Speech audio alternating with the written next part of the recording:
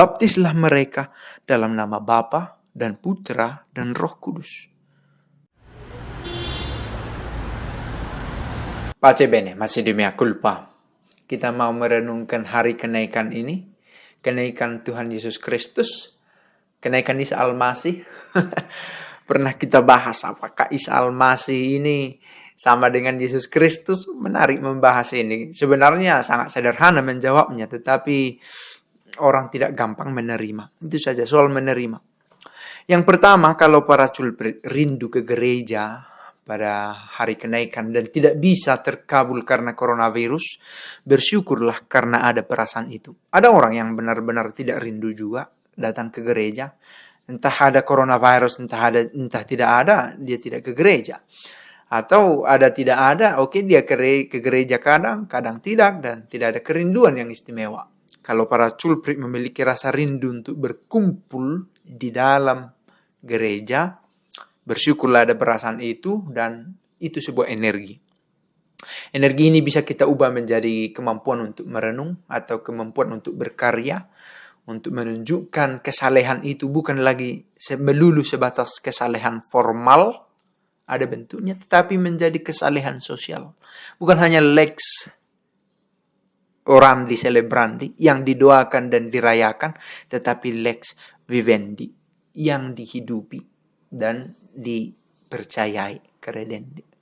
Iman itu hukum-hukum keagamaan itu bukan hanya sekedar didoakan dan dirayakan sebagai kesalehan formal, tetapi juga dilakukan dalam hidup.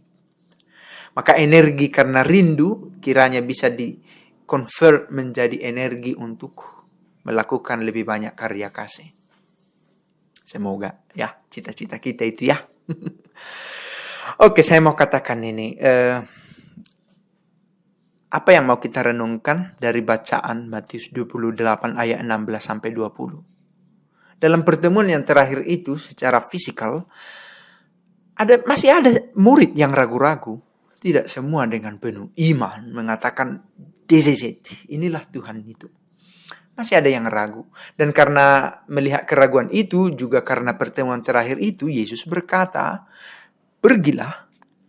Di sini dikatakan, pergilah, jadikanlah semua bangsa muridku, dan baptislah mereka dalam nama Bapa dan Putra dan Roh Kudus. Pergilah.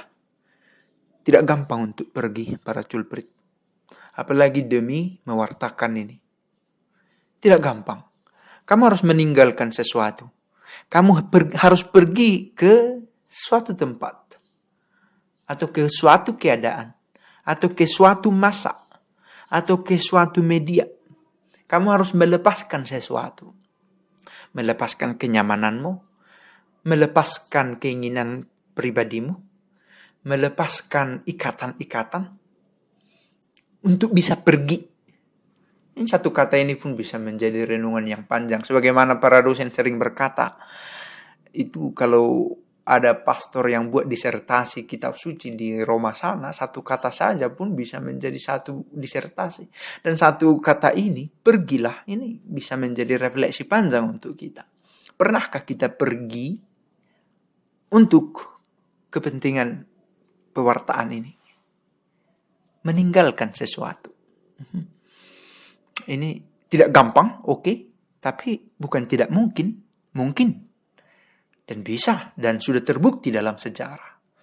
Nah, ini pertanyaan untuk kita. Ketika kita pergi, mungkin kita membawa bekal, mungkin juga tidak. Kalau kita membawa bekal, harus ada modal kita. Apa yang kita bekali dari diri kita untuk bisa kita bawa dalam bepergian itu? Kan begitu ya. Apa yang sudah kita miliki? Untuk pergi. Pergi bukan dengan tangan kosong. Karena kalau kamu pergi dengan tangan kosong itu, kamu tidak mengubah apapun. Tangan kosong dalam arti bukan harus secara material. Sekurang-kurangnya ada sesuatu kita bawa dalam hati. Sehingga ketika kita bepergian, orang bisa melihat sesuatu. Apa yang kita bawa. Sekurang-kurangnya saya membawa jubah ke video ini. Soal hati nanti dulu urusan pribadi. Tapi sekurang-kurangnya ada yang pakai hoodie coklat di sini. Ada yang pakai jaket coklat. Itu terus bajunya. Who are you? Siapa kamu? Lalu orang mulai search, mulai lihat baju ini. Oh, Kapus ini. Oh, siapa Kapus ini? Oh, satu ordo. Oh, di mana? Di gereja Katolik. Oh, apa yang dia lakukan? Ini, itu. Sebuah karya untuk pergi. Saya harus katakan, saya sudah pergi. Tapi apakah berkualitas perginya diriku? Itu pertanyaan yang harus terus hidup. Para culprit juga sepertinya, dan diharapkan, dan pastilah sudah pergi. But the question is, pergi kemana? Membawa apa? Untuk apa? Itu pertanyaan. Saya masuk ke media sosial kemana? Untuk apa? Membawa apa? Malah membawa pertengkaran antar agama. Habis kita. Bukan itu goalnya. Pergilah. Dan supaya semakin terang untuk apa pergi, masuklah perintah yang kedua. Wartakanlah. Jadikanlah semua bangsa muridku. Lebih tepatnya dikatakan, jadikanlah semua bangsa muridku. Apa maksudnya ini? Apakah harus kita mengerti secara administratif? Ya, dia terdaftar dalam buku baptisan. Apa maksudnya jadikanlah semua bangsa muridku? Nanti akan lebih terang itu dalam perintah selanjutnya. Jadikanlah semua bangsa. Bukan hanya bangsa tertentu. Bukan hanya orang Yahudi lagi. Bukan hanya orang Yunani, tetapi bukan orang Yahudi, bukan orang Yunani juga menjadi alamat kepergian kita. Semua bangsa. Ini bangsa populus. Melampaui kelompok orang. Ke tengah-tengah Katolik, oke. Ke tengah-tengah Kristen, oke. Ke tengah bukan Kristen, bukan Katolik, oke. Semua bangsa. Menjadi muridku. Apa artinya menjadi muridku?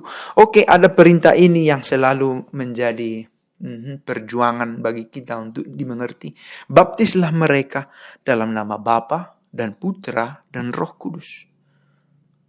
Menjadi bagian dari orang yang percaya akan Allah, yang adalah Bapa dan Putra dan Roh Kudus.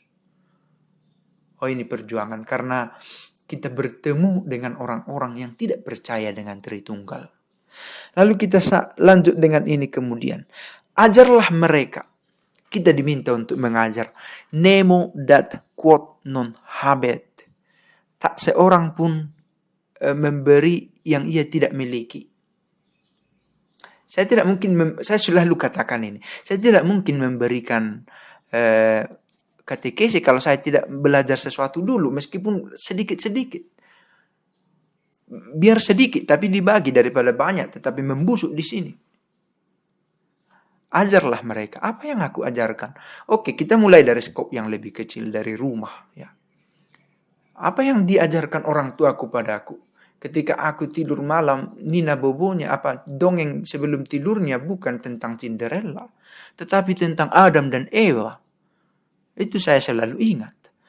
Lagu sebelum tidurku bukan Nina Bobo, bukan. Tetapi ibuku selalu menyanyikan Kyrie. Ibuku tidak punya referensi lain sebagai lagu sebelum tidur untukku selain lagu-lagu ordinarium bahasa Latin itu. Dan itu dilakukan. Ya, ini satu pengalaman yang nyata saya alami. Ibuku memiliki sesuatu untuk diberikan kepadaku. Nah, the question, apa yang saya mau berikan sebagai bahan ajaran kepada orang lain untuk pergi menjadikan semua bangsa murid. Jangan hanya berurusan administratif legalistik. Sama seperti yang lain harus katakan keyakinan yang dua ini katanya. Lalu kita harus dengan baptisan Allah Bapa, Putra dan Roh Kudus. Cukupkah? Itu kepentingan administratif, itu bisa kita atur. Tetapi untuk menjadi murid, jadikanlah semua bangsa muridku, ini harus sungguh dengan keinginan untuk mau mengikuti. Secara sadar, tahu, mau, dan mampu. Nah, ajarlah mereka. Apa yang mau kita ajar kalau kita tidak memiliki sesuatu? Lalu diajarkan lagi di sini. Melakukan segala sesuatu yang telah kuperintahkan kepadamu. Ini yang mau kita ajarkan. Apa yang diperintahkan Kristus? Untuk kembali ke Konsili Vatikan pertama. Sebagaimana diributkan. Paus sekarang sedang mengajar kita. Apa yang diperintahkan Yesus kepada kita? Bukan hanya orang Yahudi, bukan hanya ahli Taurat, orang Farisi, ada orang Samaria, Siro Venesia yang disebut tercemar itu juga pergi kepada mereka. Jadikanlah semua bangsa, bukan hanya orang-orang yang memegang kitab suci, itu kepada para pemungut cukai, kepada para pelacur. Yesus pergi kemana orang tidak mau pergi. Itu yang diajarkan oleh Yesus. Diperintahkan juga. Apa yang telah ku perintahkan kepadamu. Nah, ini satu perjuangan untuk kita. Mungkin ketika kita mau pergi untuk mengajar dan menjadikan orang menjadi murid Kristus, kita akan mendapatkan penolakan. Allah, sok alim lu. Allah, aku tahu hidupmu. Kita mewartakan Kristus, bukan mewartakan diri kita. Karena itu kita bisa percaya diri. Kalau saya mengatakan tentang kebaikan-kebaikanku di video ini, saya mundur. Karena saya tidak punya, saya tahu kelemahanku. Tetapi karena Kristus yang diperintahkannya, yang mau dibawa, mari. Karena ini adalah tanggung jawab kita karena baptisan yang kita terima. Menjadi imam, menjadi raja, menjadi nabi. Pemimpin dalam rohani, dalam hal religiusitas, pemimpin dalam komunitas, dan pewarta religiusitas ke dalam komunitas. Saya pikir ini tanggung jawab kita bersama. Jangan menuntut pihak tertentu bahwa ada imamat khusus lewat tahbisan yang diterima oleh pastor kita. Mereka punya tanggung jawab itu. Dan kalau dia tidak melakukannya, itu dosa mereka. Tetapi kita, karena baptisan yang kita terima, juga memiliki tanggung jawab itu. Dan kalau kita tidak melakukannya, ada juga dosa yang setimpal. Balasan yang setimpal untuk kelalaian, untuk pengabaian, untuk ignorance yang kita buat. Sebuah refleksi. Dan ini yang terakhir, ada garansi. Ketahuilah aku menyertai kamu senantiasa sampai akhir zaman. Akan ada penolong yang lain. Roh Kudus. Maka ini bukan perpisahan kenaikan, bukan perpisahan yang mengundang haru biru. Tetapi penugasan, it is your time. Untuk melakukan sesuatu. Menjadi pewarta di milenium ketiga ini. Di masa yang semakin gampang dan serentak semakin sulit ini. Ini waktu kita. Dan apa yang bisa kita lakukan? Dengan cara kita masing-masing. Caranya kita membentuk diri. Kita mewartakan Kristus yang sudah membentuk kita sejak semula. Selamat merayakan iman. Pace e bene.